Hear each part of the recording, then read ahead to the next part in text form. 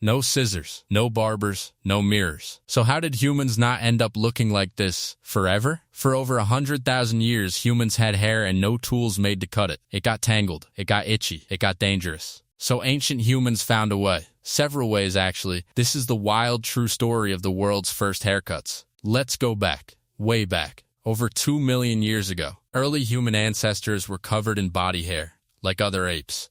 Over time, evolution stripped most of that hair away, except on the head. Head hair stuck around and kept growing. Scientists think head hair protected the brain from brutal sun, so losing head hair completely wasn't the goal. But hair that never stopped growing, that was a problem. Long hair could get grabbed. In a fight, that was deadly. Predators, rivals, even hair itself became a weakness. It blocked vision, it hid danger, it had to be managed. So humans reached for the sharpest thing they had, stone. Around 2.5 million years ago, early humans made stone flakes. They struck rocks together to chip off thin, sharp edges. These flakes were sharp enough to cut meat, hide, and hair. So the first haircut may have looked like this. Not a snip, a slow, careful saw against the strands.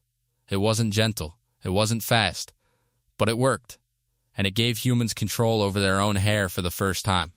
No mirror, just a puddle, but it was progress. Later, humans discovered something even sharper, obsidian.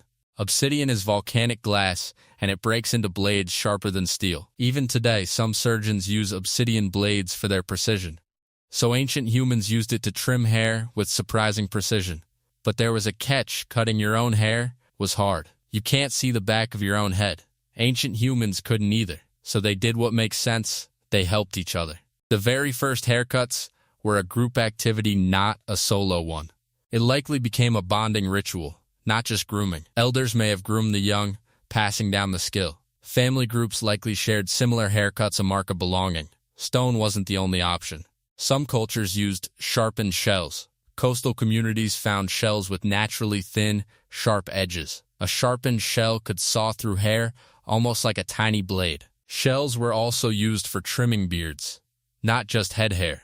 Sharpened animal bones were another common cutting tool. Bones could be ground down on rock until thin and sharp. It took patience, sometimes hours, just to sharpen one tool. But a sharp bone tool could last for many haircuts.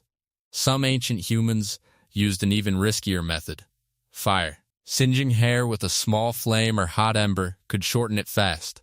It was smoky, smelly, and definitely not gentle. One wrong move, and you'd burn more than just hair. So fire was mostly a last resort, not a first choice. Often the easiest fix wasn't cutting hair at all, it was tying it up. Braiding and knotting kept hair out of the eyes and off the neck. No blade needed, just clever styling. Braid patterns may have shown which group or family someone belonged to. Strips of hide or plant fiber were used to bind hair in place. This kind of wrapping is one of humanity's oldest hairstyles. Combing came before cutting for a lot of daily hair care. Some of the oldest combs ever found are made of carved wood or bone. They weren't perfect, but they kept the worst tangles under control. Combing hair for someone else was another act of care between people. Now fast forward tens of thousands of years later. Around 3000 BC, humans began working with metal. Bronze razors were smoother, sharper, and easier to control than stone. For the first time, a clean, close cut was actually possible. Ancient Egyptians took this further. Grooming became a daily ritual. Many Egyptians shaved their heads completely to stay cool and clean. Some wealthy Egyptians even had personal hair attendants. These early grooming spaces were the ancestors of the barbershop. Oils were used to soften hair before cutting, making it easier to slice through. A little grease went a long way with primitive blades. In ancient Mesopotamia, razors became symbols of status. Neatly groomed hair and beards showed wealth and discipline. Messy, uncut hair was often linked to poverty or punishment. In some ancient cultures, cutting someone's hair was even used as a penalty. Other times, people cut their own hair short to show grief or mourning. Long hair could symbolize life. Cutting it could symbolize loss. In other cultures, uncut hair was a sign of strength or spiritual power. Some warriors never cut their hair at all, it was tied up before battle instead. A top knot kept hair secure and out of the way during a fight. Bone and wood hairpins were some of the earliest hair accessories. These pins held styles in place for days without needing a cut. So haircuts didn't start as fashion. They started as survival. Shorter hair meant staying cooler in extreme heat. It also meant fewer lice, less dirt, and fewer infections. And it meant clearer vision in moments that mattered most. Eventually, haircuts became about identity too, not just survival. Different tribes developed their own signature styles. A single glance at someone's hair could show where they were from. In many cultures, a first haircut marked a rite of passage. It could mark the shift from childhood into a new stage of life. Some cultures even kept the cut hair as a keepsake or offering.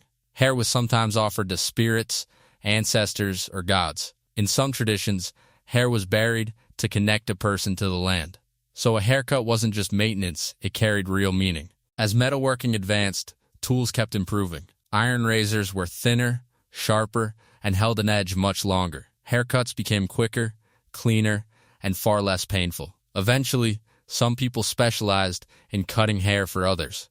These early specialists were the very first barbers in human history. By ancient Rome, barbering had become a respected public trade. Barbershops became gathering spots for news, gossip, and community, so it took thousands and thousands of years to get here. From jagged stone flakes, to sharpened shells, bones, and fire, to bronze, then iron, then finally trained professionals. Every single haircut in history connects back to this same struggle. Managing hair without the right tools and figuring it out anyway.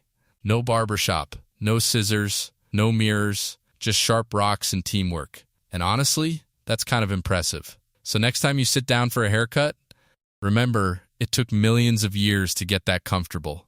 Ancient humans didn't have barbers, but they had ingenuity. Stone, shell, bone fire, bronze, iron, every tool tells a story. Each one solved the same problem in a slightly different way. So what would you have used if you lived back then? A sharp stone, a sturdy shell, or just really good braiding skills? Let me know in the comments below. If you like this deep dive into ancient human life, hit subscribe for more stories like this one. A like helps this channel keep telling these forgotten stories. Thanks for watching, and thanks for sticking with Stick Guy. See you in the next one.